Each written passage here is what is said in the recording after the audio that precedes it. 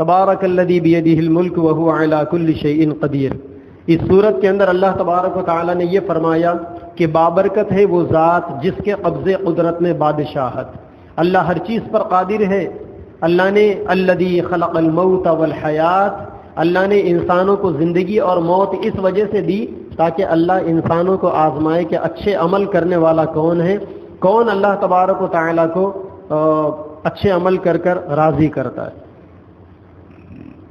اس صورت میں آگے اللہ نے تقلید کے واجب ہونے کا تذکرہ فرمایا، وَقَالُوا لَوْ كُنَّا نَسْمَعُ أَوْ نَعْقِلُ مَا كُنَّا فِي أَصْحَابِ السَّعِيرِ، کہ کل قیامت میں کافر اور مشرک یہ کہیں گے کہ کاش ہم فلاں ایمان والوں کی باتوں کو مان لیتے تو آج ہم جہنم میں نہیں جاتے۔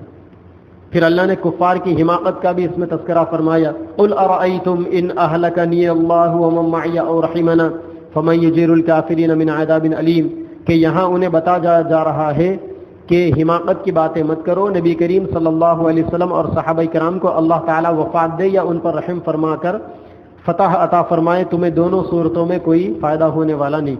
پھر 29واں پارے میں ایک صورت ہے جس کا نام ہے سورہ قلم، جس کی اللہ نے قسم کھائی، اللہ نے قلم کی قسم کھائی اور کھا کر اللہ نے فرمایا کہ ما انت بنعمت ربک بمجنون، کہ اے پیغمبر آپ مجنون نہیں ہیں، کیونکہ لوگ ہمارے نبی کو دیوانہ کہتے تھے تو اللہ نے کہا کہ اے پیغمبر آپ دیوانے نہیں ہیں، وَإِنَّكَ لَعَلَىٰ خُلُقٍ عَظِيمٍ، اللہ نے آپ کو کوالٹی والے بیہیویئر اور اخلاق پر گامزن فرمایا۔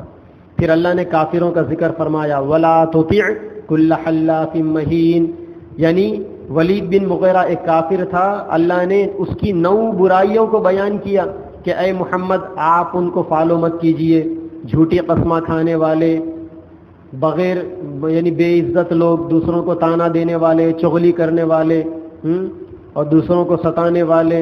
پھر اللہ تعالیٰ نے اس صورت کے اندر فرمایا آپ صلی اللہ علیہ وسلم کی حفاظت کا کہ وَإِن يَكَادُ الَّذِينَ كَفَرُوا لَيُزْلِقُونَكَ بِأَبْصَارِهِمْ لَمَّا سَمِعُوا الذِّكْرَ وَيَقُولُونَ إِنَّهُ لَمَجْنُونٌ، کہ اللہ کے نبی صلی اللہ علیہ وسلم کو اگر نظر لگ جائے تو نظر کے اتارنے کی دعا، یہ جو دعا ہے سورہ قلم کی آخری دعا، نظر کے اتارنے کی سب سے پاورفل دعا ہے۔ کیسے بھی بچوں کے اوپر، بڑوں کے اوپر، کسی بھی چیز پر نظر لگ جائے، یہ پڑھ کے دم کر دینا چاہیے پوری کی پوری نظر، بلکہ جادو بھی ختم ہو جائے گا۔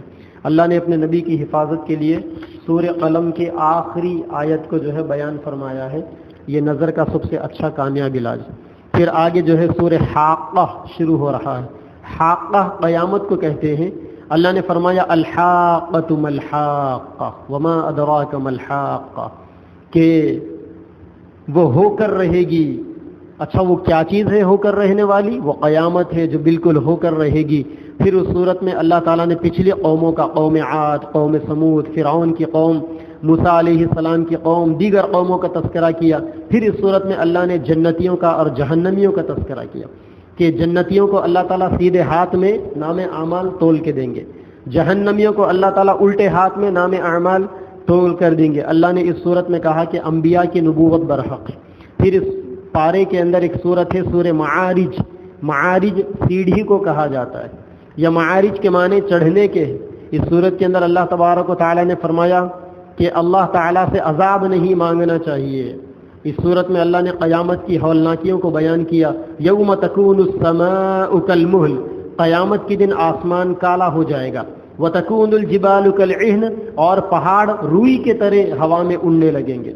عجیب منظر ہوگا قیامت کا۔ قیامت کی ہولناکیوں کو یہاں بیان کیا گیا۔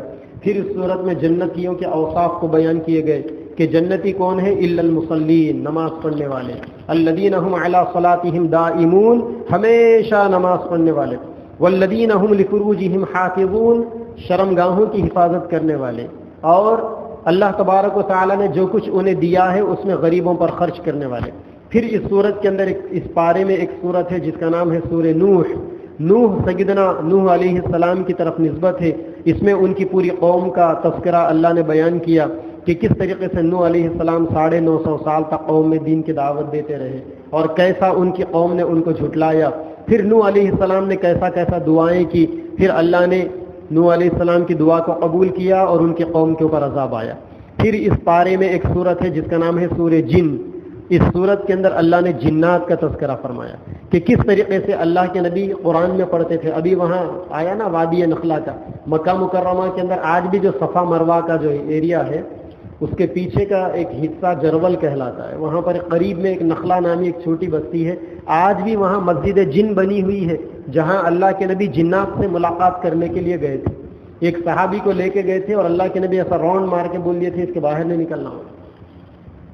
وہ صحابی کو بعد تک بندش کر کے اللہ کے نبی بٹھا کے وہاں گئے تھے جنات سے. تو جنات آ کے اللہ کے نبی کے قرآن کو سنتے تھے.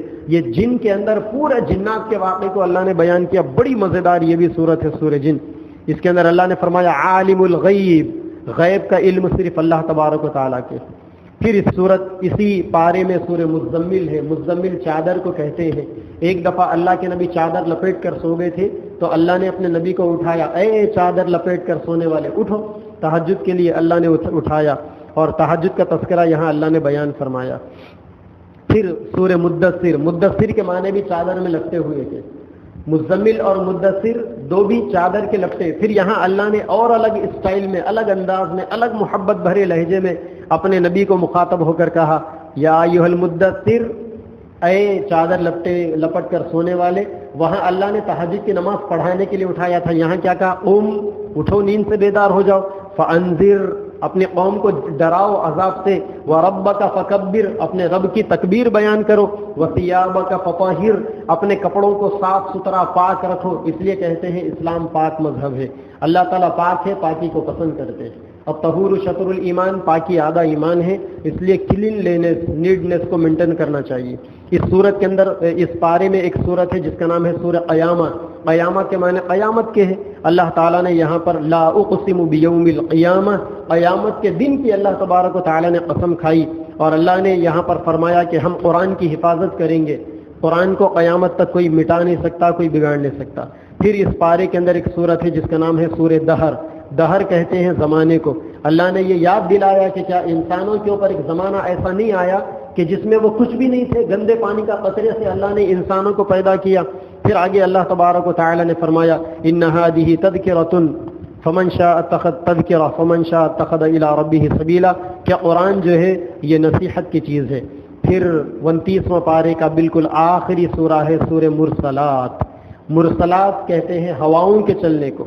اللہ تبارک و تعالی نے یہاں 5 چیزوں کی قسم کھائی. والمرسلات عرفا، قسم ہے ان ہواؤں کی جو مسلسل چلتی ہے.